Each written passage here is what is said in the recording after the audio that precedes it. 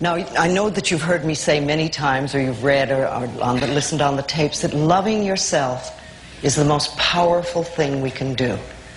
Then everything flows. Everything flows beautifully. And I'm not talking about vanity or arrogance, because that is not love. That's always fear.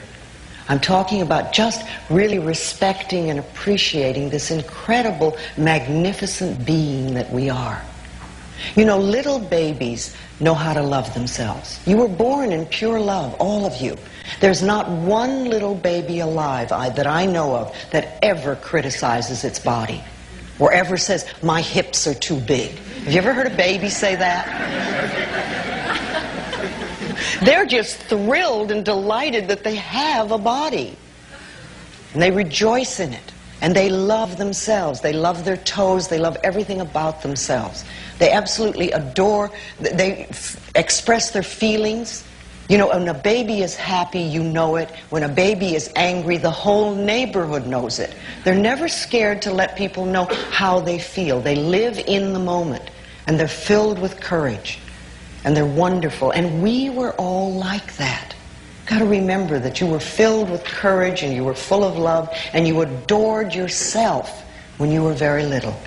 And then what happens is we start to grow up and we start to listen to people that were frightened or critical or resentful or guilty.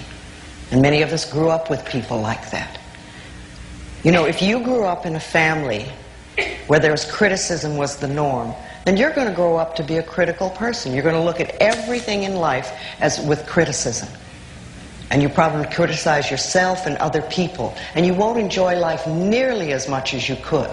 If you grew up in a family where you were not allowed to express anger, then either you're a person who is terrified of anger, or you swallow it down all the time and you let it sit in your body.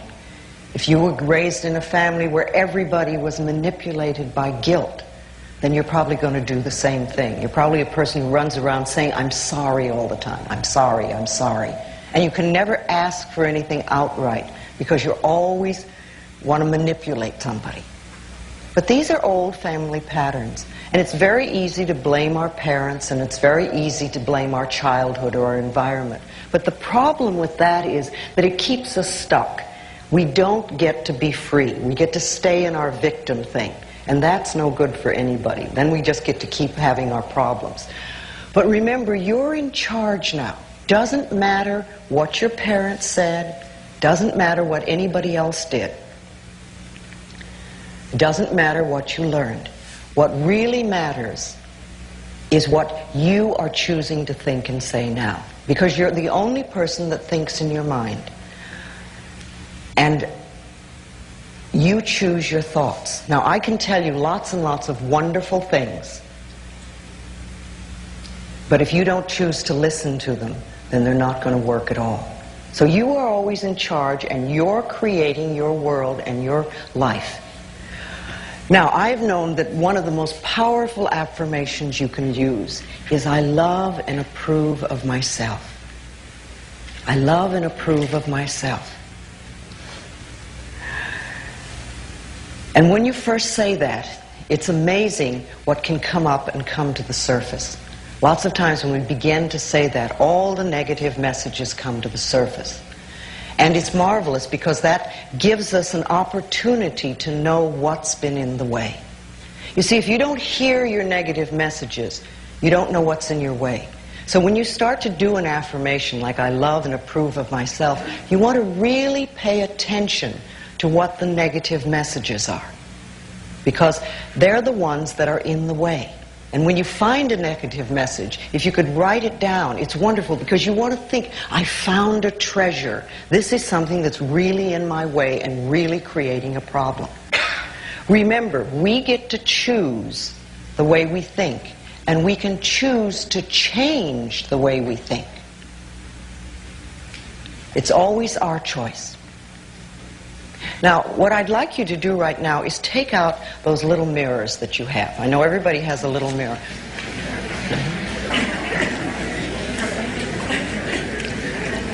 Okay, good. Now let's see if you can look in your eyes without primping. See if you can manage to do that. I want you to look in your eyes, and I want you to say, I love you. I love and approve of you exactly as you are. Okay, now just begin to notice what you're feeling. Don't judge it, just notice. What are the feelings that are coming up? Are they feelings of joy? Do you feel wonderful about yourself? Are they feelings of criticism or negativity? Don't judge them, just notice what's coming up. Acknowledge the negative message. Just acknowledge it, and you can always say, thank you for sharing. And realize that the negative messages that are coming up now are very much the things that are in the way of you loving yourself. Okay, what I want to do right now is let's do just a little bit of sharing. Okay, I want to know what sort of messages are coming up from you. Yes.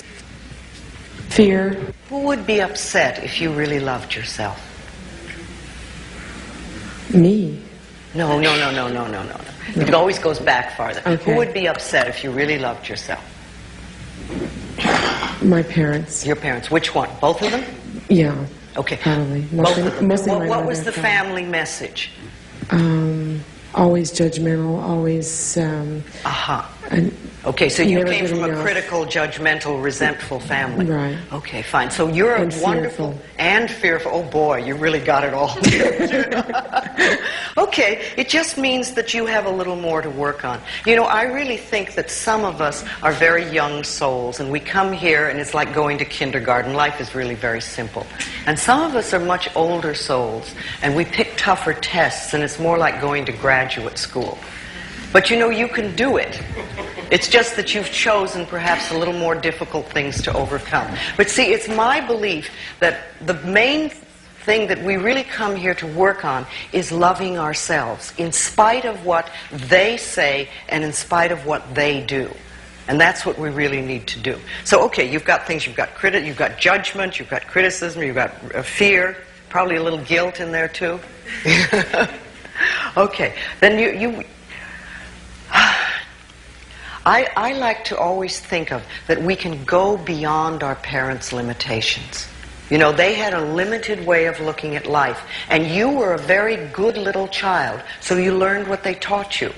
See, a lot of us think that we're bad and we're not good enough and we're no good, but actually we're ideal, wonderful, loving little children, and we learn exactly what our parents teach us. Not always what they tell us to do, but we learn from them. And we learn exactly what they do, and we grow up doing the same thing.